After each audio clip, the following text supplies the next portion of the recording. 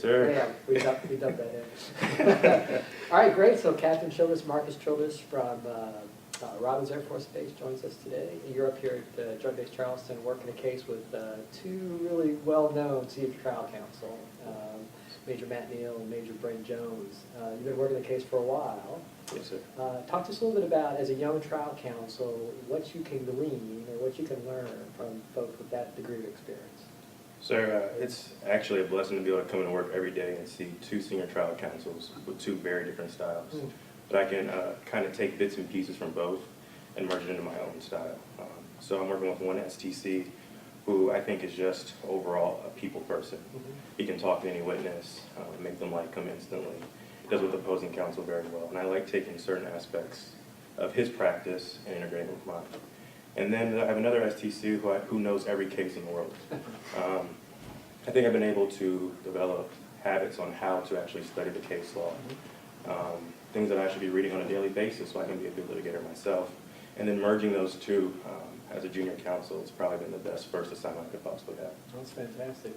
So you've done some cases besides this case, of course. So what do you find as a young trial counsel? I guess I shouldn't continue to say young trial counsel. I'm a young trial counsel, sir. I'll take it. What do you find is sort of the most challenging part of being a litigator? The most challenging part, I think, is knowing the rules for the courts martial. I had a little bit of practice on the outside, and so you grow up in a jurisdiction where the rules are just known, right? You learn them in law school, you learn them during your clinics, you learn them during your internships, and so when you start out as an attorney, you have some type of comfort. The military system I found has been very different. Even with our rules of evidence, the way that we kind of our decorum in the courtroom, the adversarial nature maybe isn't as adversarial as it is on the outside. It's just different. So knowing the rules, knowing what will get you credibility with the military panel, that's kind of been the most challenging part for me, I think. It's just knowing what I can do to gain credibility as a young first assignment captain in the courtroom. Right. So what's your approach to sort of preparing for a case? Sir, I am I'm big about preparation. I'm more quiet, more reserved kind of guy, but I know, I had a guy at my old firm tell me that the litigator who knows the facts the best wins the case every single time. Sure. And And that's something that I've kind of taken to heart. I really try to know all the facts, like what was motivating the accused, or about the victim, their family, their background. That way, if I know the witness as well, when I'm doing a direct or a cross, I know what pushes their buttons. I know how I can maybe calm them down.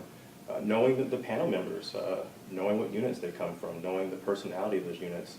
I'm a military brat, so I mean, I kind of have my dad who can tell me about maintainers, and I have my grandfather who can tell me about logistics folks. Just knowing the personalities of the panel members, the witnesses involved, all the parties. I think when you know, that's all the facts that you need to have a good awareness of in order to kind of control the courtroom. So I know you got some good paralegals down there at Robins. They work really hard. They're real smart folks who do great work. How is it that you integrate them, and how do you use them as part of your sort of litigation team? I think it goes back to just knowing your folks, knowing them outside of just work, right? Knowing what they like to do outside of work, what their interests are, what their long-term goals are, knowing them as people outside of the uniform the way we would do it in the regular world. If I have a paralegal who really is an organizer, right? They're maybe a little OCD about things, put them on the case and let them kind of arrange the case file, the trial box, take notes during interviews, because that's what makes that person go. If you have someone who is, hate to use the word, but maybe like just a little more cool, they understand people on base, right? You have the paralegals that are the dorm lawyers, right? No, they can help you out with the panel members. They can help you know that this person's from this unit on base and this unit has this kind of personality. So just using their strengths on the base with probably places that I'm not able to go to on base or talk to folks, using that to your advantage for the trial. Great. So we talked to our senior trial counsel about aspects of the court and tips for it. What do you find for you is the most challenging aspect of the court martial? Most challenging part, I think, a lot of times for trial counsel, we work on the case for an extended period of time before an STC is detailed.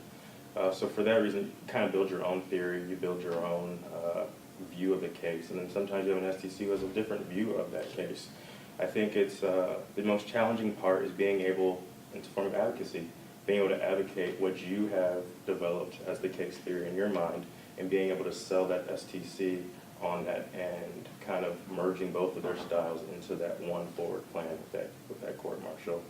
I think knowing the facts as well, right? If the STC sees that you know the facts, that you contacted the witnesses, that you've done the expert request properly and all that, then I think they're going to trust your view of the case a lot better than if you are just kind of sitting there with no idea on who you should call and things of that nature. What do you see as the best part of being a litigator, a budding litigator? So this is where I might be a little different. I actually love opening. Okay. I love it. I think I love telling stories. Grew up in barbershops and playing ball and stuff, and I look at opening as just like a story in the barbershop, right? It's like you want to tell someone a story about how this crime occurred and why this individual is guilty, but you don't have to get too deep in the weeds, or you can just kind of sit there and win them over with a nice, concise story. So I learned something in trial ed. I was on a lot of mock trial teams in law school that you win a case at opening, right? You can win a case at opening, and I truly believe that if you give a great, compelling opening, that's just downhill from there. You're just kind of playing safely to win from like the last 3 quarters of the game. So. Fantastic. All right, let's learn a little bit more about you as well. Let's say, what is your favorite book or movie? My favorite book is actually a book I just recently read, Between the World and Me by Ta-Nehisi Coates, actually. Okay. I love that book. And my favorite movie, probably Troy. I watched it. It came out when I was I'm probably telling my age a little bit. It came out when I was an undergrad, and I just watched it all the time for some reason. I love Troy. Okay. Favorite sports team? Favorite sports team, I'm a huge Steelers fan, and Florida State, everything. So I think Major Neal's a big Steelers fan. He is, yes. He gets a little bit more emotional than I do about it, though. I think Major Neal gets more emotional about everything. That's see, if I haven't traveled a lot of bases in your career yet, so I'll save you that one. Yes, but how about places in the world that you'd either visit or like to visit? Sir, it's funny because I grew up as a military kid, but I've never left the mainland. My dad was stationed overseas, but he left me at Langley. Oh, too bad. But my favorite place that I would love to travel, probably Barcelona. I love soccer, even though I've never played it, and I would just love to go to a Barcelona or Real Madrid game in the city. And there's a lot of history to that city, so I just love to go to Barcelona. So I've been to Robbins a few times, so what can you possibly do for fun at Robbins outside the workplace? I jokingly say my wife and I have watched more Netflix since we've been stationed at Robbins than I have my entire life combined. It's a good time to get close to your significant other if you have one that's being stationed at Robbins. That's nice. So let's see, so you never worked for me. So outside your current SJA, who is your favorite SJA in the Air Force? Sir, if I could work for any SJA, I think it would be you. All right, thanks for your time, Captain Childress. Best of luck, and we hope to see you in that chair again as a seasoned STC at some time in the future. Yes, sir. Thank you. All right, call it a day. I'm on.